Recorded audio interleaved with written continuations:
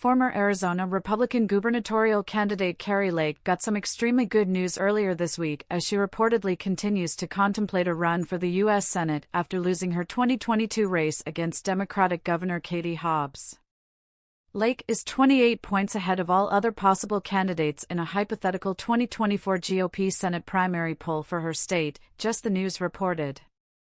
According to a survey conducted by JL Partners on April 10 to 12, 38% of registered Republicans and undeclared voters in Arizona stated that they would vote for Lake, even though she has not declared her candidacy for Senator Kyrsten Sinema's independent Arizona seat, the outlet reported.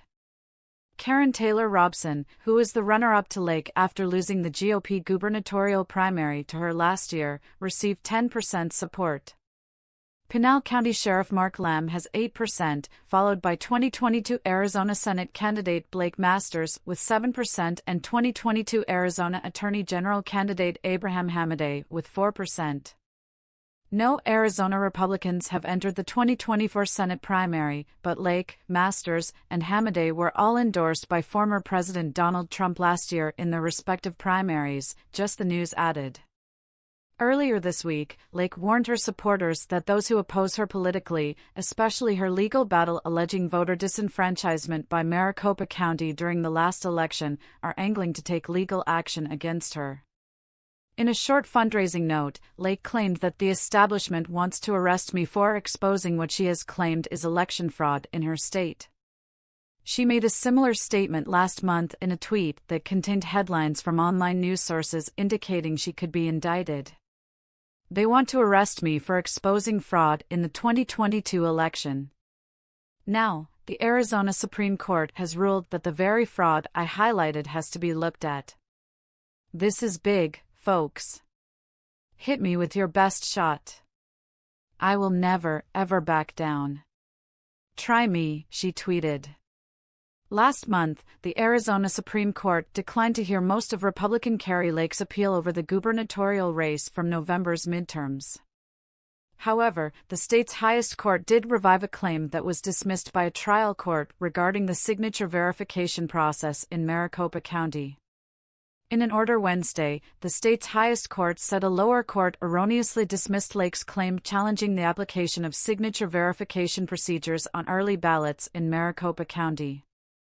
The court sent the claim back to a trial court to consider, the Associated Press reported.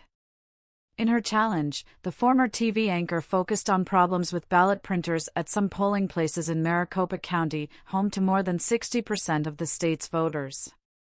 The defective printers produced ballots that were too late to be read by the on-site tabulators at polling places. Lines backed up in some areas amid the confusion.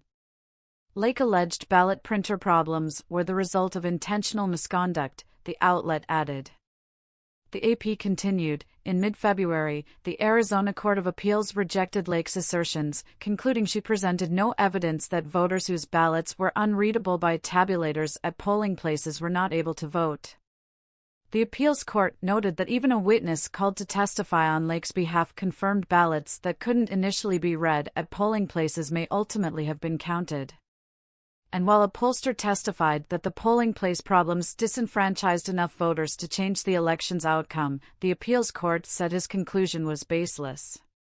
Lake issued a short statement on the ruling, saying she was thrilled. The signature verification process in Maricopa County is a house of cards, Lake said in a statement. Thanks to this ruling, my team will get the chance to topple it. In February, Lake announced on Twitter that her election lawsuit was headed to the Arizona Supreme Court after the appeals court ruled against her. In their ruling, the court stated that voters were able to cast their ballots and votes were counted properly in Arizona during November's midterm elections.